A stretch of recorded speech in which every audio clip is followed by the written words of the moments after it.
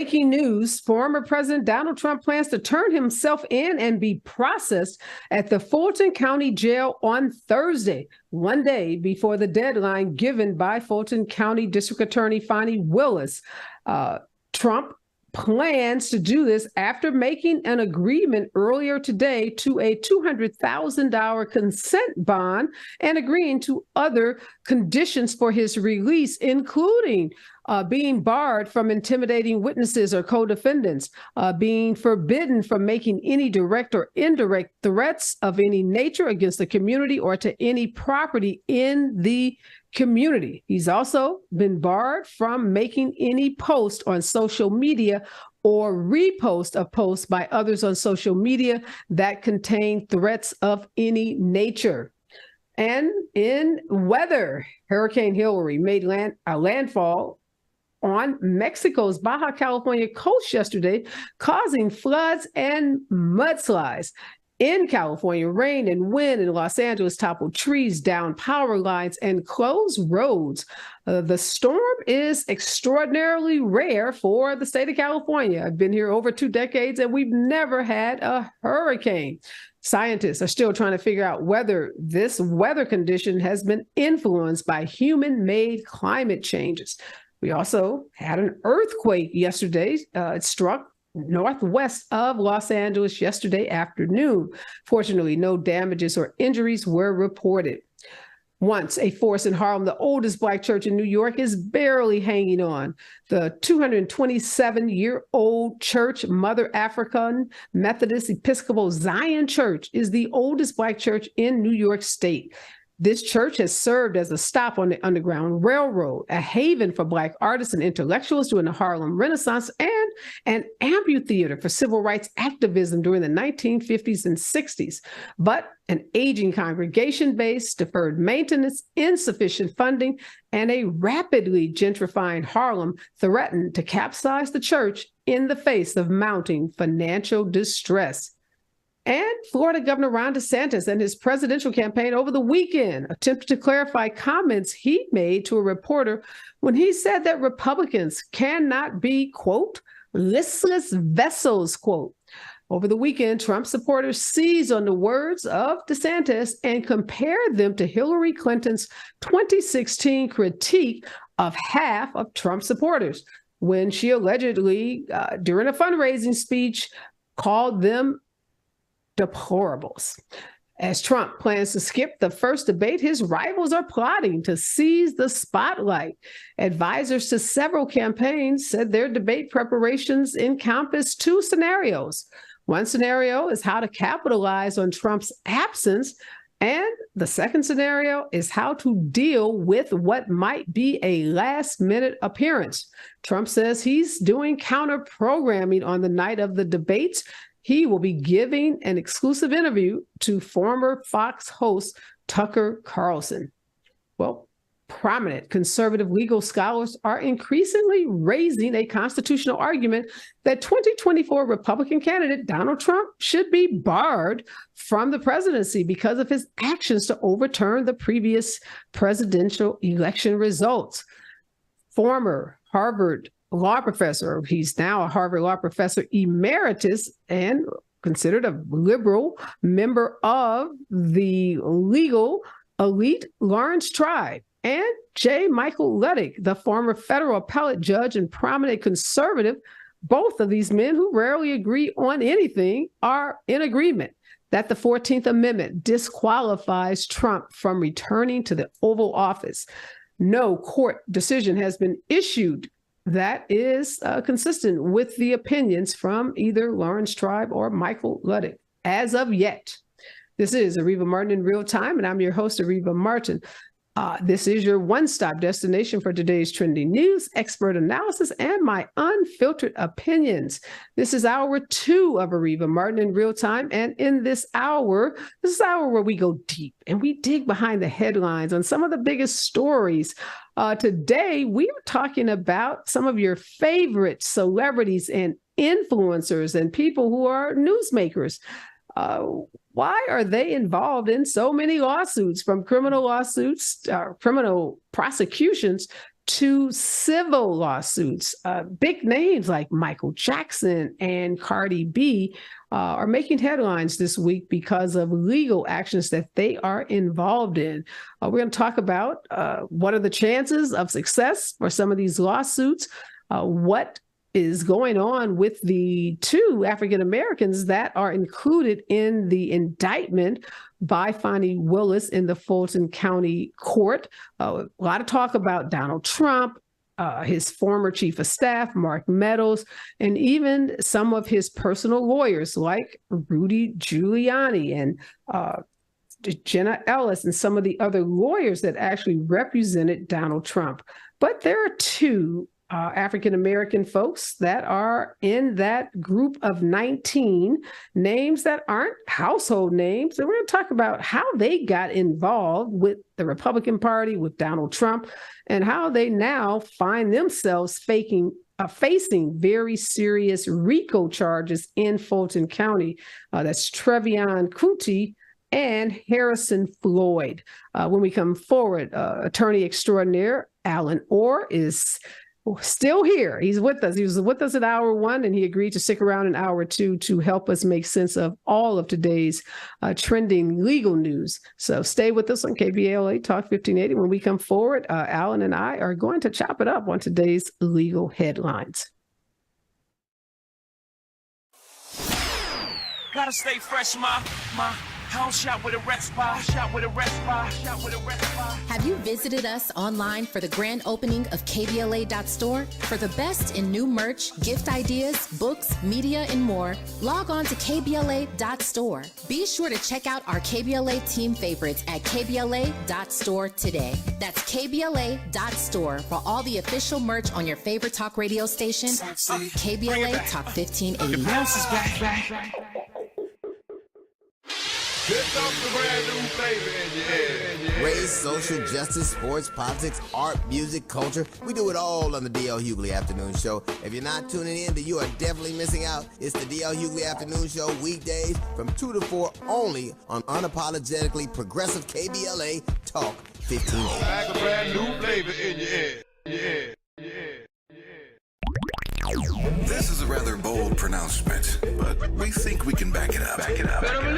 If you come across a radio frequency anywhere putting more variety and more diversity on the air than KBLA Talk 1580, we sure would like to hear about your discovery. You got to have vision. You can search, but we are confident that you won't find more shows covering more topics, hosted by a more diverse and inclusive lineup of talkers than the squad we have assembled here at KBLA Talk 1580. This is the time, brothers. This is the time. We've got something for everybody. That's right. Health and healing, history and humor, issues and events, empowerment and entertainment, all in one station. What's really going on? Free enterprise, you dig? KBLA Talk 1580. Yes. Oh yeah.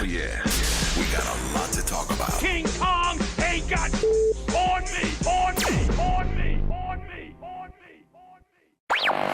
If you're not listening to Tavis Smiley weekday mornings on KBLA Talk 1580, you're missing out. Everybody wants to talk to Tavis. That's one reason, by the way, why I'm so thrilled to have this conversation with you today. The 3 people I always most hoped would interview me were Phil Donahue, Studs Terkel, and Tavis Smiley. Donahue's retired, Terkel's deceased, so this is a real thrill for me. And the reason why I have such respect for what you do is you have a historically informed conversation of depth and detail. Be sure to tune in to Tavis Smiley weekday mornings, 9 a.m. to 12 noon on your unapologetically progressive radio station, KBLA Talk 1580. KBLA Talk 1580. Is the pen mightier than the sword? They say the pen is mightier than the sword. At KBLA Talk 1580, we not only have a lot to talk about, we have a lot to write about. Politics, relationships, business, empowerment, and culture. The all-star roster at KBLA Talk 1580 has you covered. That's what it's all about. Be sure to follow us on all our socials for our latest book releases, op-eds, essays, and commentaries from our hosts. And, of course, download the KBLA 1580 app as we strive to remain your most trusted, credible, and reliable source for the issues you care about. We are back, and in this hour, too, we are doing all things legal. Some of the biggest names in the entertainment industry, and some names that aren't so big, aren't household names for sure. We're talking about their legal entanglements, and attorney extraordinaire Allen Orr agreed to stick around for hour or two to help us make sense of some of these legal headlines. Allen, thank you so much for being here in this hour. I want to start with the two African Americans who are caught up in the group of 19 that have been indicted in Atlanta by District Attorney Fani Willis. We know she has given all of these defendants until Friday to turn themselves in. And because this involves former President Donald Trump and members of his cabinet and his personal lawyers like Rudy Giuliani, they are getting most of the media attention. But there are two lesser known individuals who are facing pretty serious charges because they've been charged in this RICO indictment. And we know a RICO indictment in Georgia means a minimum sentence of 5 years up to the potential for 20 years in jail. So tell us what you know about Trevion Kuti and Harrison Floyd. Right. So it's very difficult to sort of know anything about Trevion other than the things that she has presented to herself with regards to her work history and who she worked for, if she actually worked for R. Kelly, when she worked for R. Kelly, and in what capacity as a publicist, what exactly did she work on? And the same thing for Kanye West, now Ye, with regards to her works within the methods. But in this case, she's able to thank Harrison Floyd, or as he's also known as Willie Floyd, for bringing her into the story, because he's the one who invited her to go down to Georgia, to sort of do this sort of action in the state of Georgia. So Harrison is someone who I think is, he's a young Black Republican voice. I think he even ran for office in Georgia, the 7th district, and did not win. And then he sort of moved to DC area and started working in DC politics for the military. And then he somehow got wrapped into this Black for Trump thing. And now it's sort of splintered into what it has become, which will be his downfall, because he's a young professional, right? Regardless of his political assertion, he's a young professional with a young family who now is looking at a federal charge. And what we know about RICO federal charges is it's more than just not having the right to vote. This is the Georgia state RICO, not federal, right? Well, sorry, still felony. I need to wonder how that works out. I need to see how that works out in federal jobs when you have a felony at a state level, because in immigration, a felony is a felony. Regardless, they're felony charges. Felony. They're not federal. They're felony. Yeah. Okay. Yes. Sorry. Yeah. So I don't know how that will impact his ability to get jobs in the future, because generally in his circle, you have to get these clearances to get jobs, and you have to disclose things. And disclosing a felony in immigration or any other world is almost the kiss of death, that you're not going to, it's like checking the box. And then plus the time of serving time. My understanding is that he really signed himself in the DC area to have to serve time in a Georgia facility when your family's far away, and how are they going to be supported? And my understanding also is that none of these individuals who have been charged are receiving any legal funding from the Trump super PAC. So therefore, the ability to hire a lawyer at the level and the quality that you need to protect you in Georgia, just like some of those people are having a hard time getting someone to protect them in Florida, is going to be difficult to afford and may cost you your house just to keep you from going to jail. So it's a very scary time to be in that lot of people, because once again, what Fani has said is you didn't have to do the worst of it. You just had to be involved in it, and now you get the full swing of it, right? As a matter of fact, Kayvon apparently only had it wasn't a small incident, because she definitely harassed those poll workers, but she lured them down to the police station to try to get them to confess. That was her one action.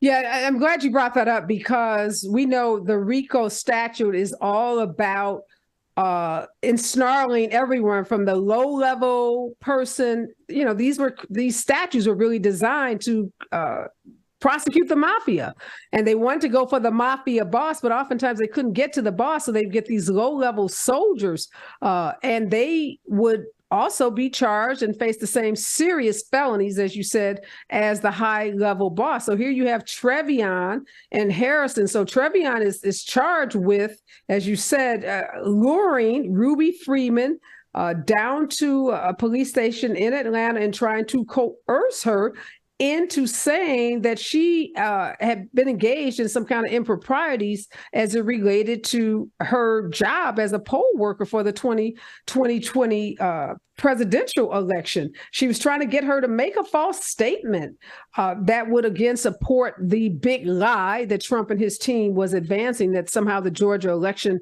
was rigged, that it was fraudulent, that dead people had voted, etc. And Ruby Freeman held her grounds, even though she was harassed. Her and her daughter were terribly harassed by Trump supporters. They had to move out of their homes. They had to go into hiding. So here you have this woman, as you said, who holds herself out as a publicist, now engaged in this very serious RICO charge. There's a videotape of her trying to influence Ruby Freeman, again, about the supposed voter fraud in Georgia, and all that's outlined in this indictment. So here are two people who Trump probably doesn't even know their names, couldn't pick them out of a lineup, wouldn't know if he was standing next to them in his favorite McDonald's restaurant. But they now are facing these very serious charges. And you raised the point of legal fees. Some of Trump's personal lawyers, Rudy Giuliani, to name one, are begging Trump to pay their legal expenses. And he is saying absolutely positively not, every man for themselves. And as you said, this is a very expensive legal fees. Lawyers can cost, $1,000 an hour. Criminal attorneys often want huge retainers up front because they know people run out of money and it's hard to get off cases once you are involved in the case. So some of these folks might be looking at having to come up with $50,000 plus just to retain a lawyer. And then let's talk about bail. So Trump's bail is set at $200,000. Some of the other folks they've identified have had their bail set at $100,000.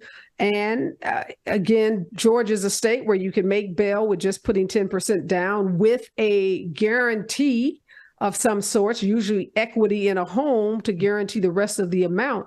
And many folks, we're saying only 10%, but everybody's not sitting around with $10,000 or $20,000 in a bank, plus the ability to pledge some kind of property or, some other kind of instrument that makes up the total of that bail amount. So these people are in very, very serious trouble. And you'd have to wonder what they are thinking about, how they got ensnarled in this, the hysteria and the mania that, surrounded these efforts to undo the 2020 election. And now here they find themselves in lots a little bit of the comedy with her is that she is, Miss Scandal. She considers herself a crisis manager, a fixer, and she finds herself in this very dangerous situation. And then you have Rudy Giuliani, who rose to fame as a lawyer using RICO.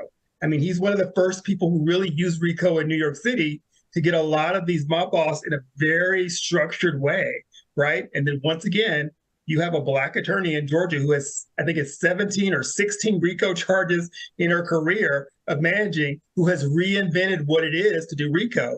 And the importance of it is because the concept of RICO is to get from the top to the bottom. So you don't have the injustice and inequities of the drug user in jail for so long, but not the drug seller. So that's really the function behind these RICO charges, to make sure you're getting the deep pockets, just that you're really solving for what crime is supposed to solve for. And I think she's done a great job with the teachers and the others. So, I think it's really interesting to watch from a legal mind to see exactly how this plays out in the time frame that she plays out, because every day you see new evidence that sort of shows me this is going to be a pretty open and shut case. And some of these people need to start trying to do plea deals. I would be trying, if I were representing any of those individuals, which I'm not, I would say it's time to talk. Yeah, we know, Allen, we're not going to see 19 of these individuals show up in court on Friday. Trump is already trying to negotiate, turning himself in on Thursday to avoid the spectacle. Others are trying to work out deals with the district attorney. And in Georgia, apparently you can reach a deal with the district attorney, come to a consent agreement around the bail amount and the conditions of your bail. And then you don't have to actually show up in court until several weeks later. So we're not likely to see all 19 of those defendants show up in court on Friday. There's another story of one of these, indicted defendants. Jenna Ellis is going to social media.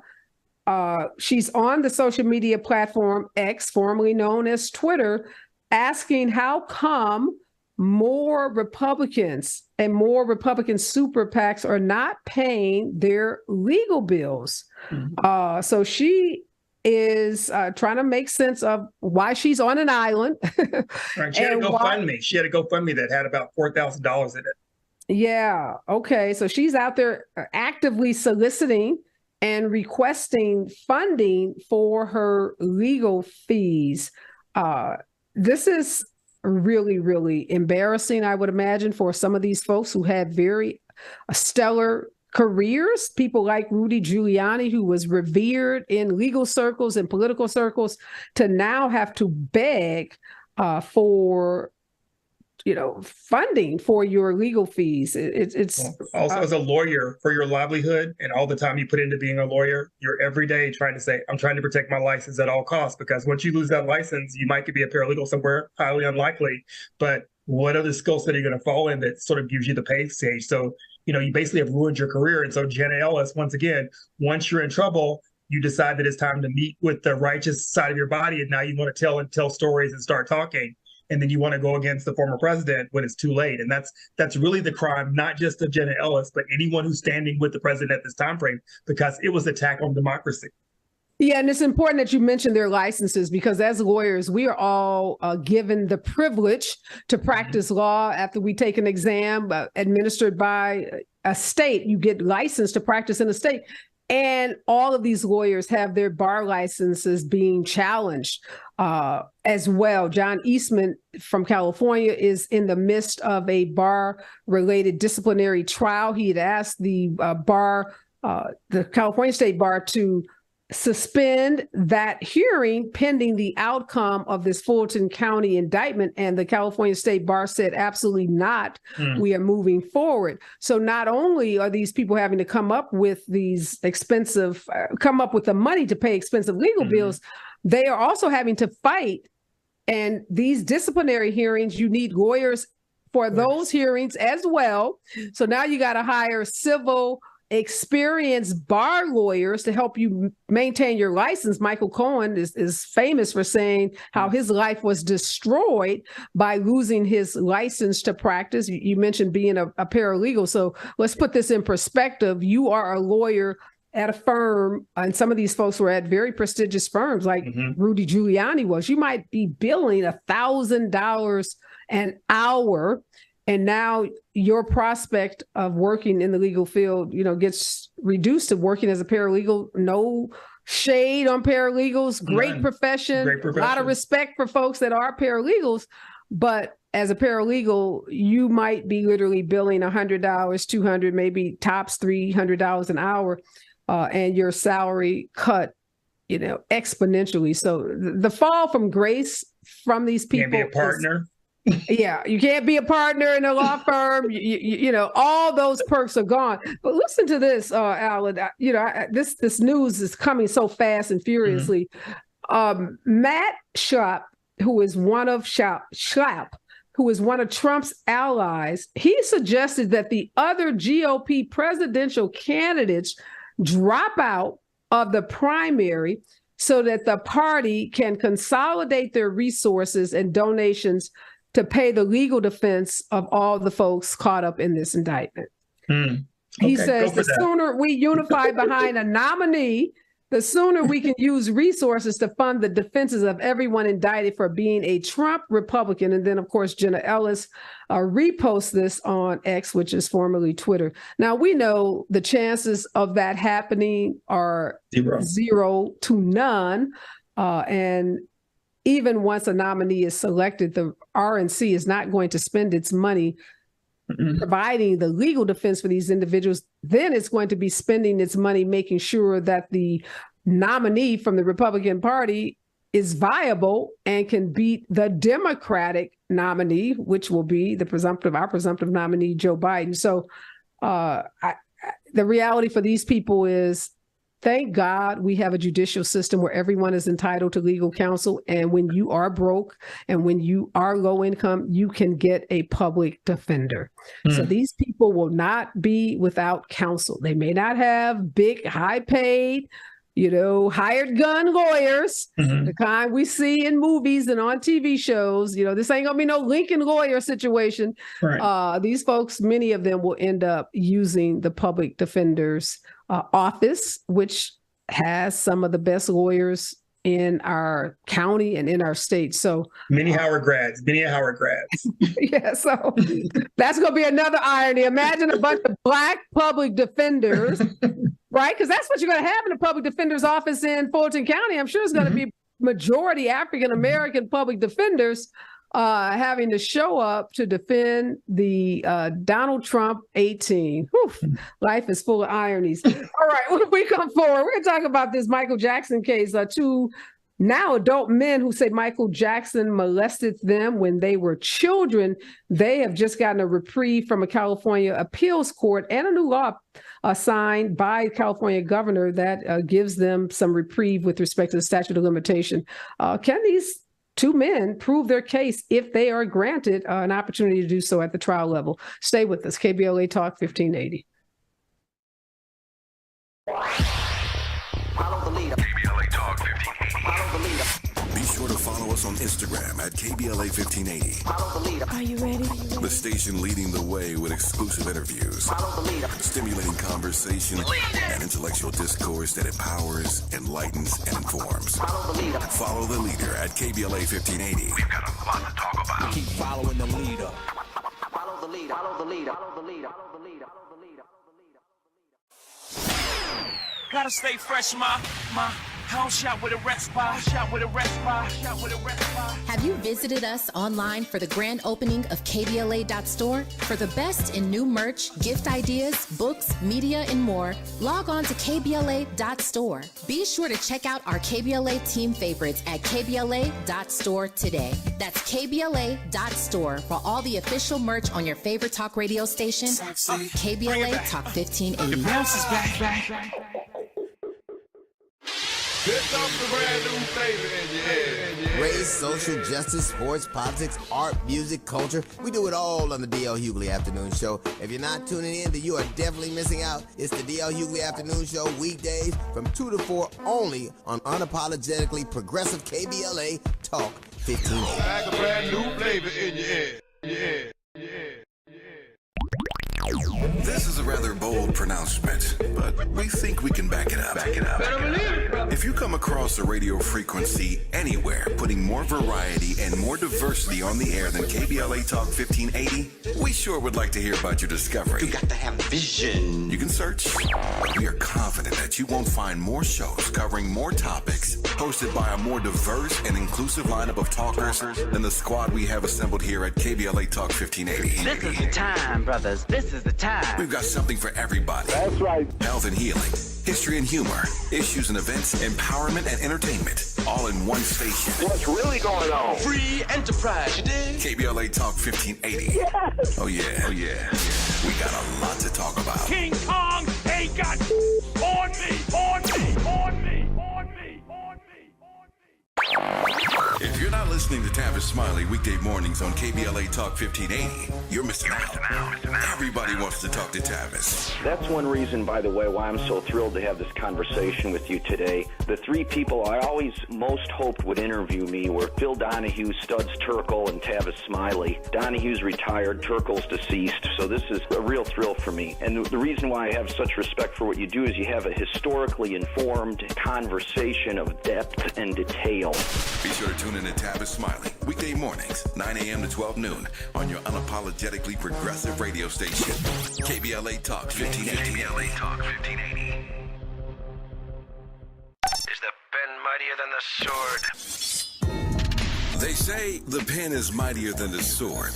At KBLA Talk 1580, we not only have a lot to talk about, we have a lot to write about. Politics, relationships, business, empowerment, and culture. The all-star roster at KBLA Talk 1580 has you covered. That's what it's all about. Be sure to follow us on all our socials for our latest book releases, op-eds, essays, and commentaries from our hosts. And, of course, download the KBLA 1580 app as we strive to remain your most trusted, credible, and reliable source for the issues you care about. This is unapologetically progressive. KBLA Talk 1580. What up, baby?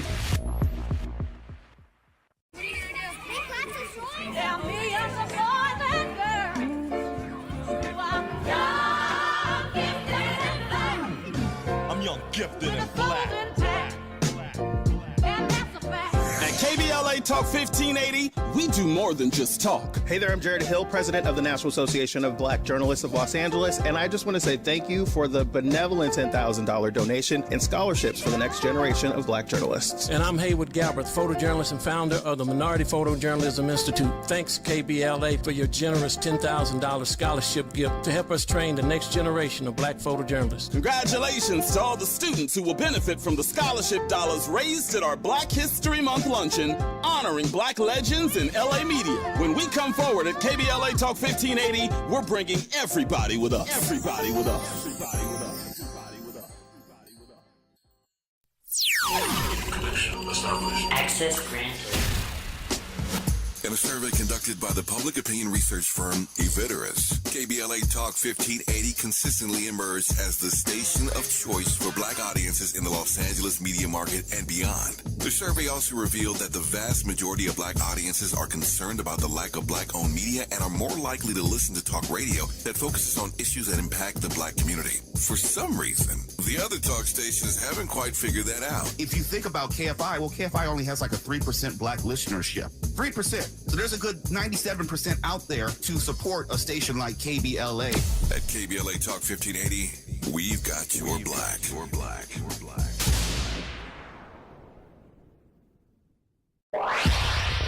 Follow the leader. KBLA Talk 1580. Follow the leader. Be sure to follow us on Instagram at KBLA 1580. Follow the leader. Are you ready? The station leading the way with exclusive interviews, Follow the leader. stimulating conversation, and intellectual discourse that empowers, enlightens, and informs. Follow the leader. Follow the leader at KBLA 1580. We've got a lot to talk about. Keep following.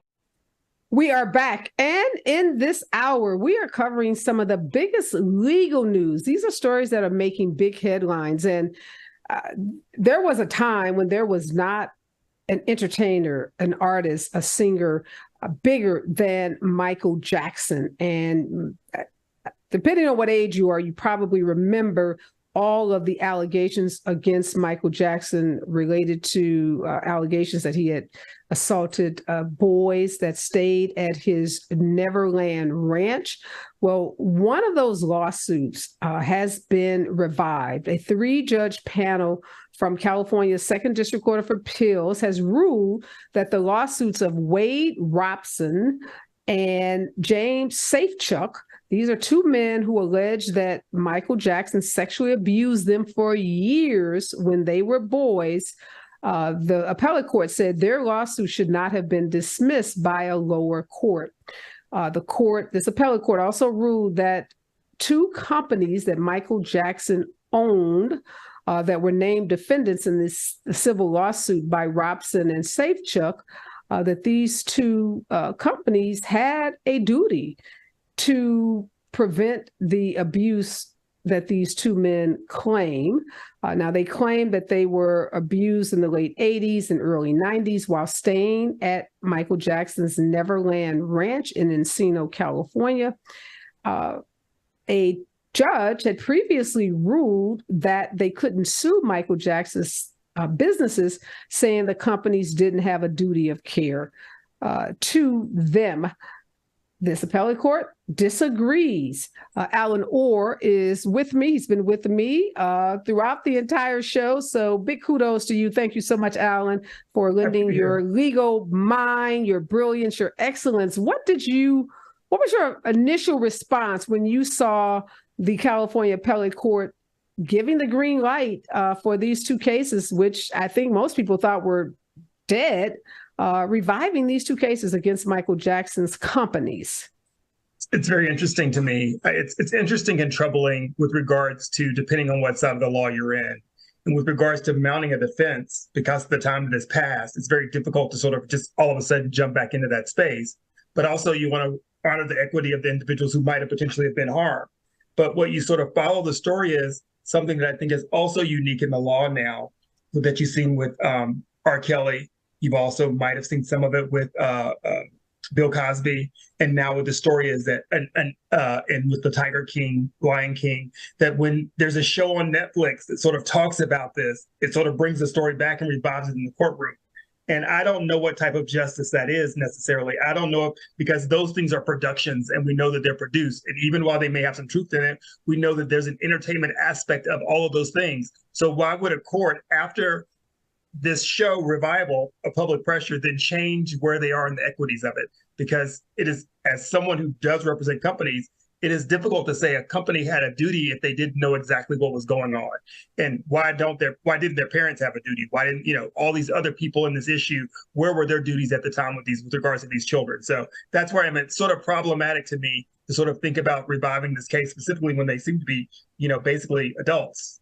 Yeah, and I think, and these men are in their late 30s, early 30s, early 40s. One of them is 41, I think, and one is, again, 38 or 39. And I think you're right. When these cases first came to light, I think the initial response from a lot of folks is, well, wait a minute, how did these young boys get to Neverland? Where were their parents? What responsibility did the parents have? Now, obviously, we know in the law that doesn't necessarily relieve other entities from being responsible. There could be multiple people, right, who had responsibility in addition to the parents. And the question of the parents always comes down to, what they knew, when they knew it, if there were obvious signs, if there were other acts that suggested that Michael Jackson was molesting or abusing kids at this Neverland ranch, if they had that information, still allowed their kids to go there. That's one question.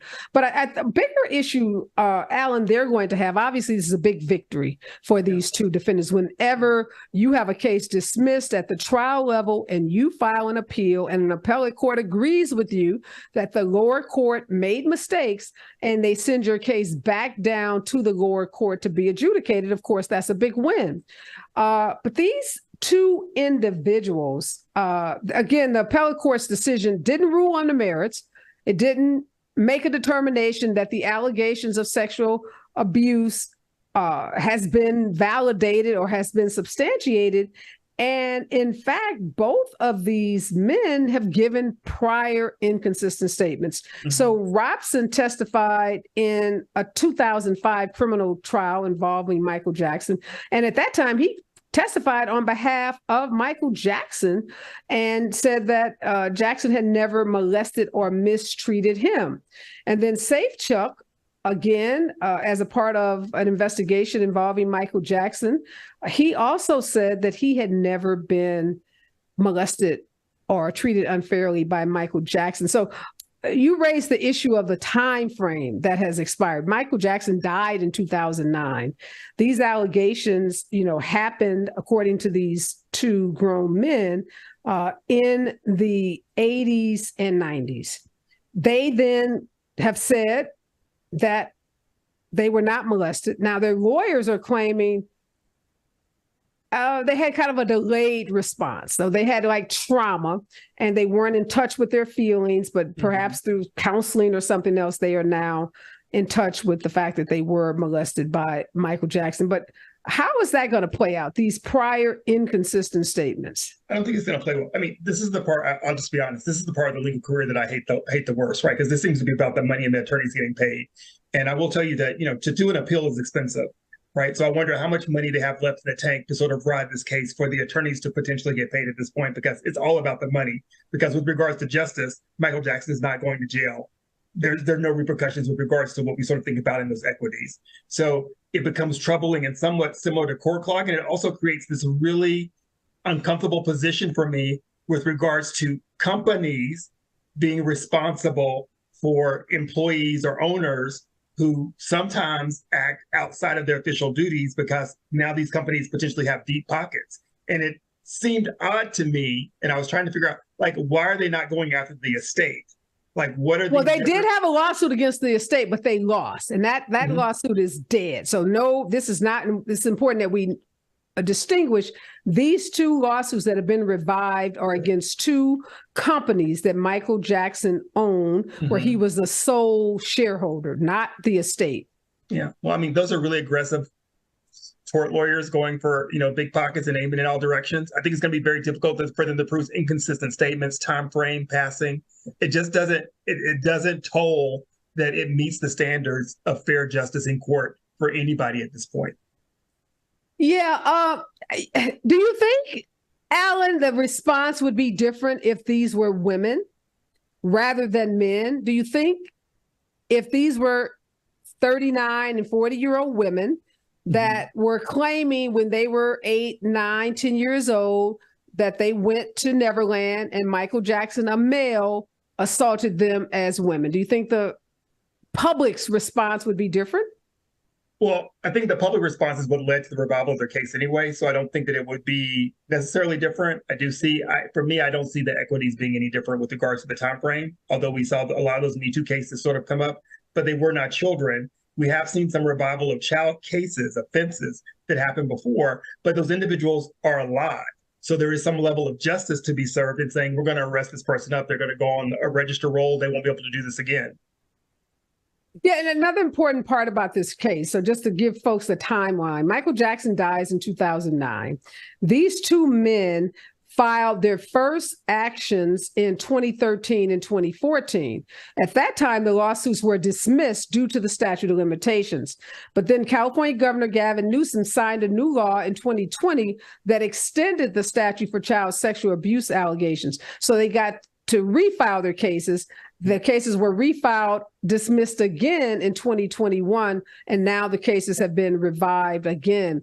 This waiver of the statute of limitations in sexual abuse cases, we're seeing this happen, not just in California, in New York, Nevada, and in fact, E. Jean Carroll, who won her $5 million verdict against Donald Trump, did so because New York opened up its statute of limitations. What do you make of that and how the Me Too movement gave fuel to state legislatures, particularly in liberal states like California and New York, to create these windows of opportunity for people to sue in cases that otherwise were, were stale. So lawyers do this all the time. There's a difference between the criminal court and the civil court. So the tolling sometimes is different between the different courts with regards to what claim you're sort of bringing. So I see it fine on the criminal side of the court. It's forever, right? Just like with murder, right? If you're alive and you did something and they can prove it and you can defend yourself in court and justice finds that you did it, then you serve the time. But in this case, where the person who they're saying did something no longer is around, and it doesn't seem to be a criminal matter, it seems to be a civil matter, which means it's about money to me, it doesn't sort of meet the test of justice for me. I don't know how it could play out. And I totally agree that people who were harmed as children should be rectified and find justice under the law.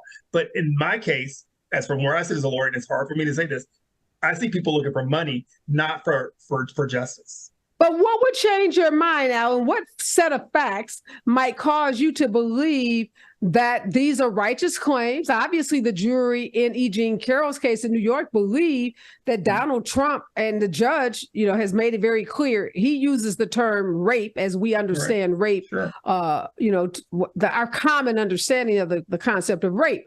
So those jurors sitting in New York, the town that, was once Donald Trump's town, said, yeah, this was 30 plus years ago, but we believe there's enough evidence here to establish a cause of action, to grant compensatory damages. And then she had a defamation case too. There were also punitive damages. Right.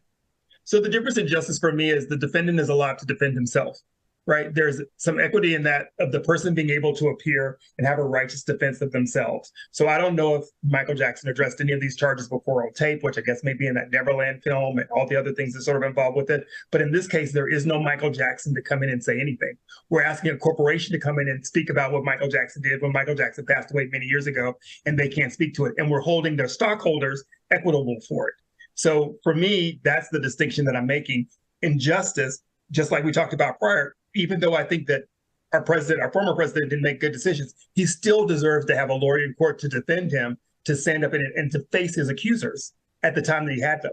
So all of these things are spurious to me in some ways that just don't speak right to me. It doesn't feel right in my spirit, because we all know that there are tort chasers who go out and find these cases to sort of bring them. And I don't think it sort of sets precedent. And what it doesn't really do to me is stop children from being abused. That's not what it does. What about this? So in this case, there is apparently an estate manager who worked at Neverland during the time of the alleged abuse. He claims that he witnessed several incidents of suspicious activity while working at the ranch, including finding Jackson's and the plaintiff's underwear lying next to Jackson's bed.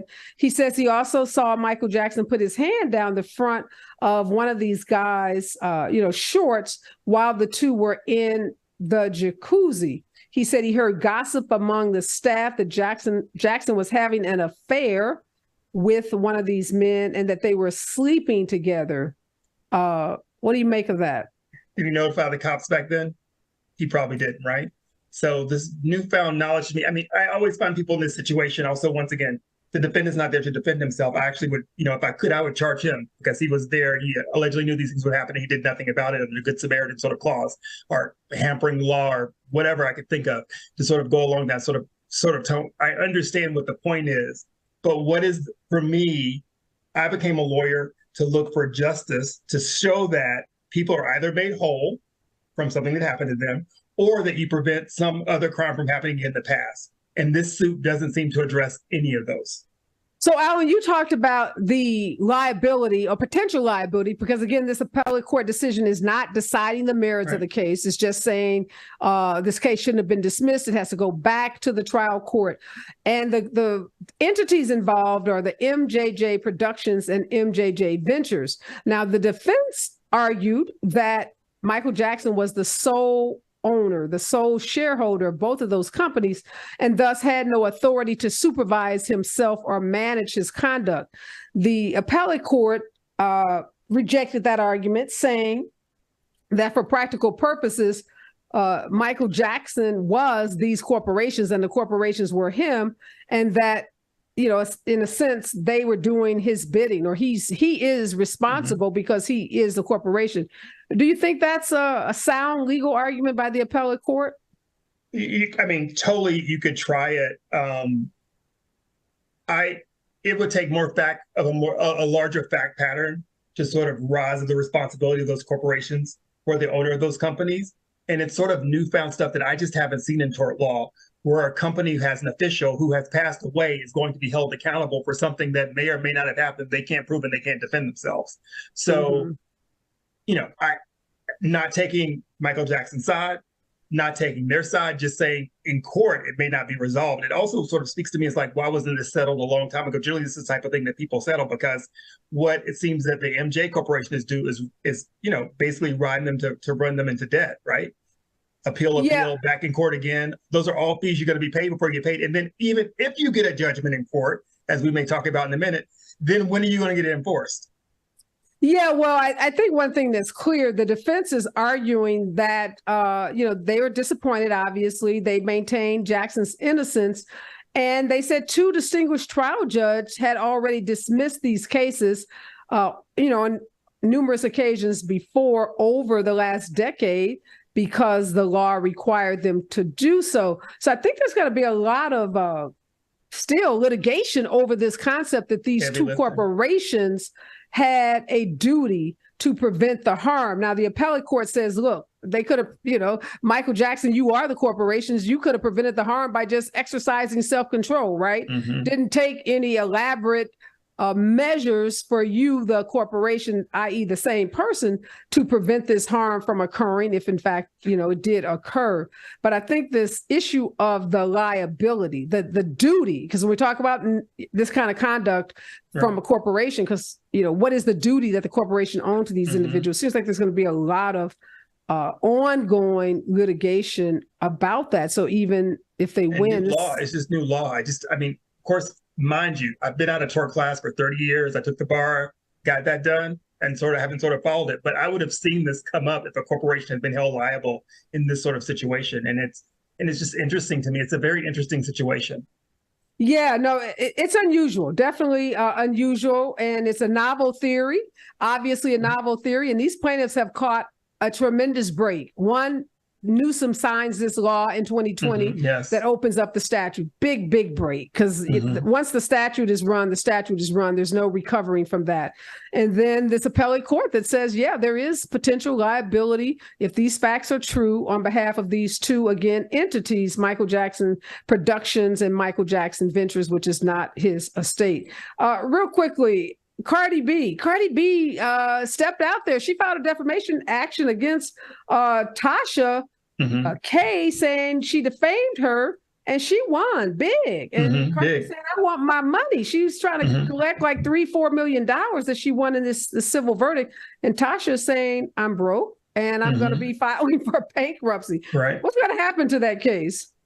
Yeah, I mean, that's it. She's broke. You can't get money from a Turner. One of the greatest things I ever learned working in a large law firm was to make sure you go after the deep pockets and make sure they have the money at the time the judgment is sort of held, because you can win many times, many amounts of dollars, and then the person has no money, or they're upside down, as you've seen in many of the Trump situations, and you just don't get the money. Because as we all know, the court doesn't have an army to go out and enforce something of that nature in the first place. So sort of getting fulfillment of the judgment is also just another task to turn up to some collection agency, which may in fact lead you to nothing but them going bankruptcy, and then you going in court and getting a penny on the dime. So, Tasha's a blogger. She wrote, according to Cardi, and according to this, this court case, lies saying that Cardi had an STD. She used cocaine. She engaged in degrading activities with a beer bottle. She worked as an escort. I mean, she went on. She just, read Cardi B up and down, and Cardi went to court and won big. And you're right. Sometimes, it's a hollow victory because the defendant does not have deep pockets.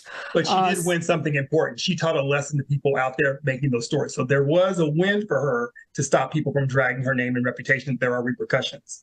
Absolutely. So both you and I both agree. Kudos to Cardi B. We are out of time. Thank you so much, Allen Orr, helping us break down these big legal cases. All of these, the cases we've been talking about, involving famous people that have millions and millions of followers, beloved people like Michael Jackson. The Michael Jackson case, we're going to continue to watch, because it's going to be interesting to see what happens once this case gets back to the lower court. If there is finally a trial on the merits and these two men have to come into court and tell their truths. Just because they're men doesn't make their cases any more important than the women victims that we've seen come forward in these kinds of cases. So we're going to withhold any kind of judgment on what happens in this case. The next voice that you hear will be Robin Ayers in the Raw Report right here on KBLA Talk 1580.